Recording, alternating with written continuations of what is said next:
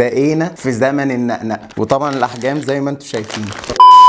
ازيكم عاملين ايه؟ دخلت السوبر ماركت عادي جدا بشتري شويه حاجات، لقيت حاجه اسمها النقنقه من شركه حلواني، منظر غريب، فقلت اخش على الموقع بتاعهم واشوف ايه وجهه نظرهم في اللي هم عاملينه ده. بصراحه ليا حق.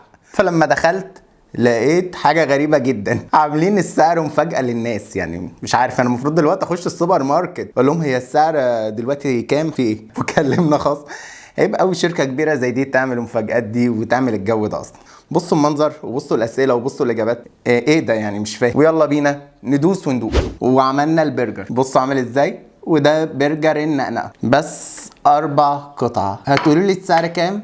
خش على الموقع ده، هم مش عايزين يقولوا، انا هقول. بصوا اللحظه دي بقى لازم تتوثق. نجيب عيش النقنقه بتاع ريتش باك. انا متهيألي ده معمول عشان ده. ما بقول لكم الفتره الجايه هي فتره النقنقه.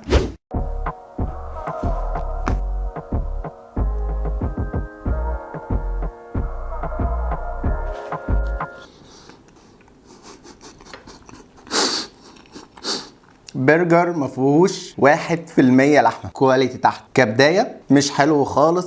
مش هتكلم، ما انتوا ما بتتكلموش. ما دام ما بتتكلموش انا مش هتكلم. ومعانا الاستريبس، 4 قطع استريبس. واهم من الشغل ايه؟ تظبيط الشغل. النقنقه هي شكل دي النقنقه، وحط دول غلط ولا ايه؟ بصوا ما دام احنا بننقنق يبقى نتكلم عن النقنقه. بجد اسم على ما يسمى، يعني اسم فعلا موافق للمنتج جدا. اتكلم بصراحه الاستريبس كويس، لا عجبني، طعمه حلو، مفيش فرق ما بينه وبين التاني عكس البرجر. يعني يعتبر اول حاجه النهارده معانا كويسه هي الاستريبس. ومعانا اخر حاجه وهي قطع البانيه. كل وجبه فيها 4 قطع. ستوب، نسينا حاجه مهمه، والنقنقه. بصوا بكل حياديه بصراحه، البانيه بتاع حلواني والشركات ده انا ما بحبوش، لانه زي ما انتم شايفين بيبقى مفروم فراخ، ما بحسش بطعم الفراخ. مش علشان وحش، لا علشان انا ذوقي مش ده.